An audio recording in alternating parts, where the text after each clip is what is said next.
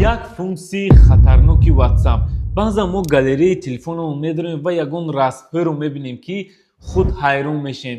Баъзан ҳангоми аэропорт гузаштан ҳам телефони моро мекунам ва баъзе расмҳоеро дида одам ҳайрон мешавад, ки ин расмҳо аз куҷо пайдо шуд. Мо дар баъзе группҳои WhatsApp ҳастем, ки дар он ҷо ягон нафар ягон расмро мепартояд, вале мо аз ин огаҳ нестем. ин расмоша дар телефони мо мебарад ва памяти телефони моро низ мегирад. Акнун ин функсияро мо чӣ хел хомӯш кунем? Марҳамат, тамошо кунед.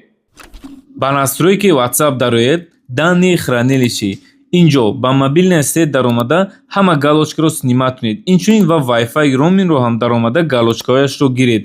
баъди ин касе ба шумо расм ё видео равон кунад ё ин ки дар группҳо равон кунад, автоматики дар галерея сахранид намешавад. Кадомаш дар кор аст, медароед загрузид мекунед, лозим бошад сахранид кунед. Видеоро ба ёру дӯстони худ фиристед, то онҳо